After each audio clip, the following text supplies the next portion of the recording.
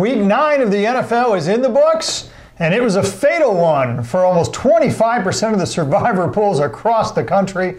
We'll talk about that. We'll talk about the best remaining picks for those still in their survivor pools in Week 10, and all that's coming up next.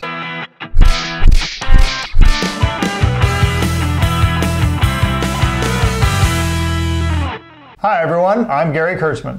And I'm Eric Lee, and we are the Fantasy Football Consultants. Gary, I am ready to vent again about missing a survivor pick in the Cowboys. How about them Cowboys? Yeah, but before I get to that, I just want to thank all of the subscribers. We hit another milestone, Gary. Yeah. 600 subscribers, and this is actually a really important matrix to us. So we really want to thank you very much, each and every one of you. We really do appreciate it. Absolutely, and just remember the benefits to subscribing. For those of you who haven't subscribed to us, if you subscribe and you hit the bell icon, you'll be notified immediately of all of our shows as we post. As you know, all this fantasy intel is very timely. You get the advantage the sooner you get the intel. So really, please do subscribe and hit that bell icon. Yeah, over 90% of our viewers are not subscribers. So if you're one of those people watching, please just hit the little red button right now. It helps us out. And one way it helps us out is once you get to 1,000 subscribers on YouTube, you become a part of the YouTube Partner Program, which you get more support. And again, this is our first year doing this. Yeah. We're about 6 months in, and that would really help us out. So we appreciate that. You know, one of the things that we want to do is just a little extra incentive. Once we reach 1,000 subscribers, we're going to put a video of all our behind the scenes, including, Gary, a few bloopers. Believe it or not, we don't always get things right on the first take, a lot. So we have some funny bloopers, and we're going to air that as soon as we get to 1,000 subscribers. So do us a favor. I know we're only at 600. Get us to 1,000 by helping spread the word. I'm not going to stand for this. I'm going to call the newspapers, the TV stations, the gas stations, everybody. Yeah, call the gas stations. Yeah, there you go. Including your friends, family, and league mates. All the people who like the NFL are fantasy.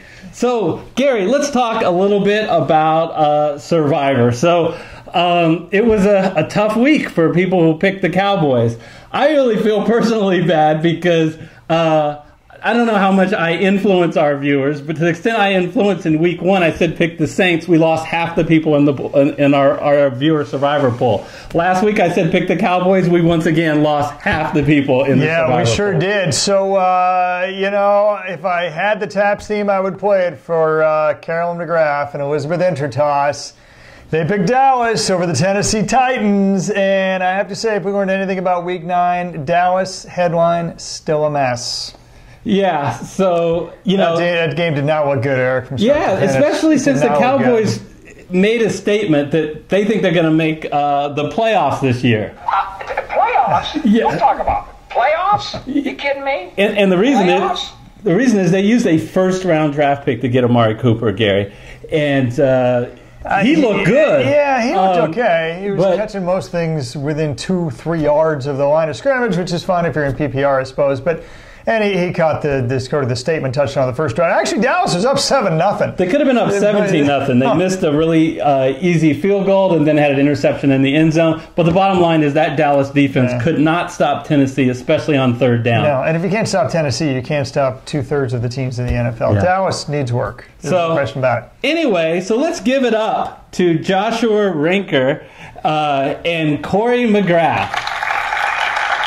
We started with 45, and we're just down to those two. They've been perfect through 9 weeks. Can they be perfect in Week 10? Let's talk about our Week 10 games. Kansas City Chiefs are monsters, 16.5-point favorites at home against Arizona. The Rams are at home, 10-point favorites over Seattle. The LA Chargers, it's an LA week, are 9.5-point favorites at Oakland. The New York Jets are at home, 8 points over Buffalo. And the Green Bay Packers are at home, 7.5 over Miami. So, Gary, we're going to do things a little differently this week. Instead of eliminating games, a lot of the people out there are in different pools, and some of them have picked games and some of them haven't picked teams in Survivor. Let's just talk about if we had the full slate that we could pick any game this week, what would be our 3 favorite? For me, it is the Chiefs, then the Jets, then the Chargers. How about you? Yeah, I mean, if I hadn't picked any teams before, if I didn't have any restrictions of any kind, you're hard-pressed not to have the Chiefs because they're one of the best teams in football, and they're playing one of the worst teams in football in Arizona. That's a lock, ladies and gentlemen. Most people have picked the Chiefs before. I like the Chargers. I mean, talk about a lock. I'm actually surprised 9.5 points is as low as it is. I think the Chargers will absolutely destroy Oakland. We can talk about the reasons why. And then finally, yeah, the Jets versus Buffalo.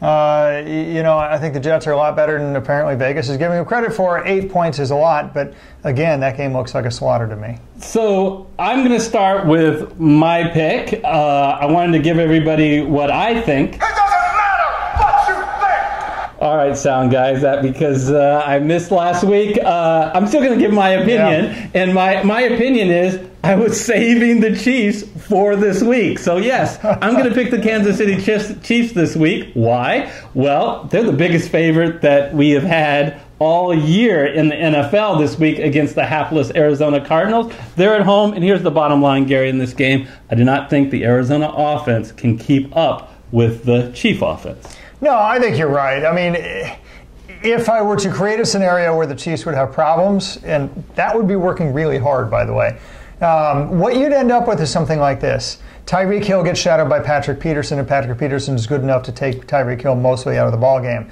Sammy Watkins has a foot injury. Will he play? Won't he play? I'm not suggesting that he won't, but it is possible. He's listed as questionable. Let's say he doesn't. Now you're down to Travis Kelce, and even for Pat Mahomes, he doesn't have anybody left that he truly has had confidence in or has thrown a tough ton to. So that, to me, he would have to rely on Kareem Hunt, which is not a terrible idea, quite frankly. So they could probably even win that way. But if they were to have any problems with the Arizona Cardinals, I think that would be it. Okay. So, Gary, you already picked the Chiefs. And you already picked the Chargers. So your pick this week? Well, I mean, the Chargers is another one. It's just an absolute lock on Oakland, by the way. Oakland is dead. They're 1-7 for a reason. Derek Carr was benched. They traded first-round draft pick Amari Cooper. They got nothing left in the tank. They really do. They lost 34-3 to the 1-7 49ers at the time, by the way. That says everything you need to know about Oakland.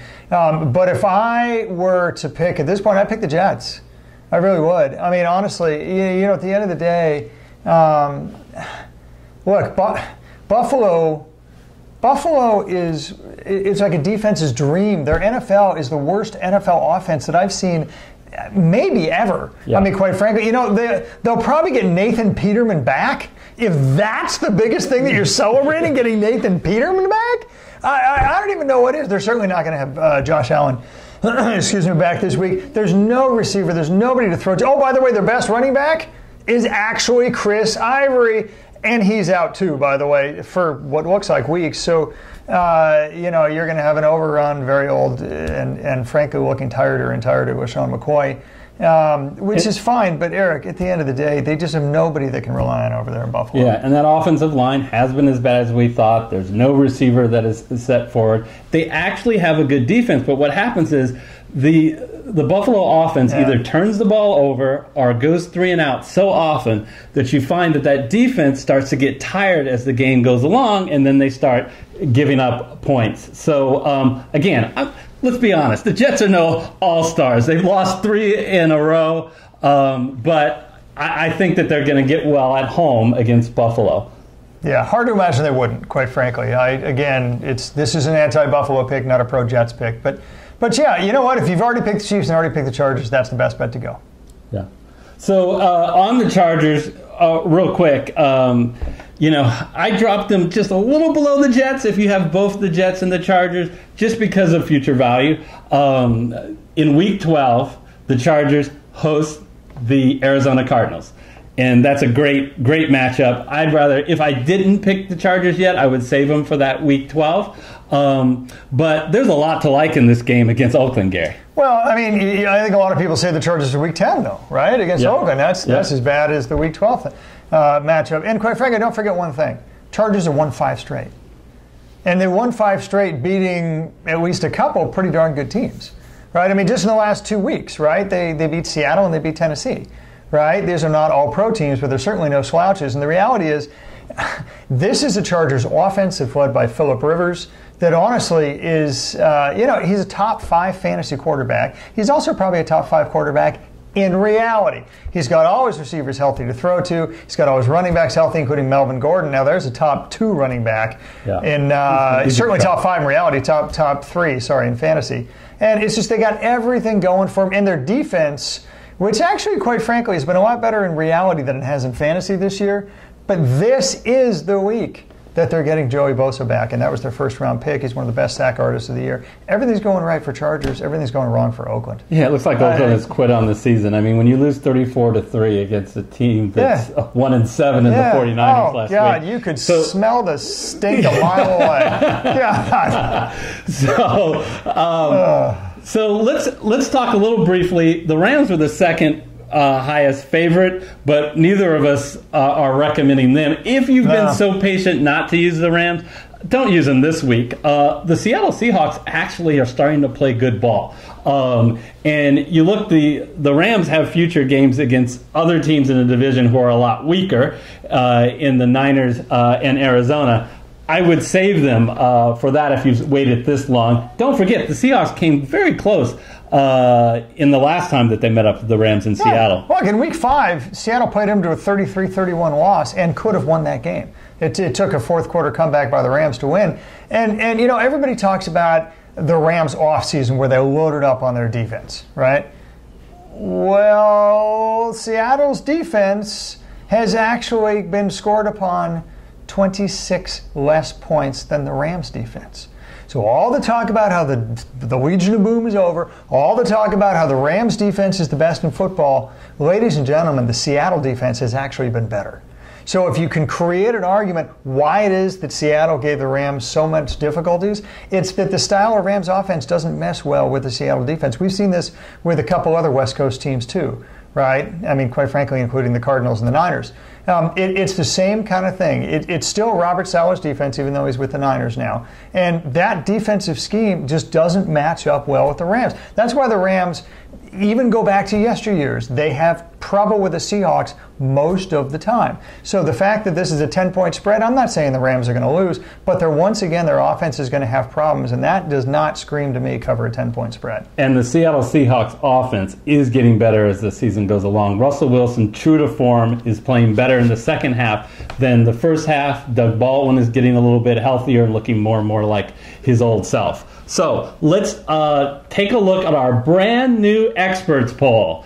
Gary, we're kicking off 2 people off the expert poll and putting 2 new people on the experts poll.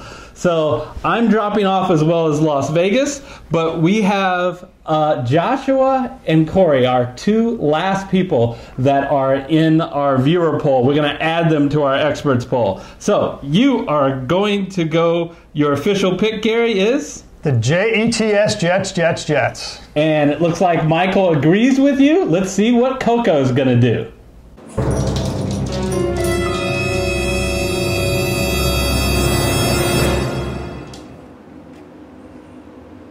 So Coco selects the Los Angeles Chargers. So those are our expert picks. Look into the YouTube comments by the time that the games start to see who Joshua and Corey pick. Want to end the video as we began. Thank you very much, all of you guys, for your participation and for subscribing. We really appreciate every last one of you. Hit the bell icon to be notified for future videos. And if you haven't yet seen our new DFS style videos, where if you're interested in daily fantasy or even season-long fantasy, I think you'll really enjoy those shows. Once they're filmed, they will be right below in this box. You can click on it. We do one for FanDuel, and we do one for DraftKings. Until our next video, we'll see you next time. See you next time.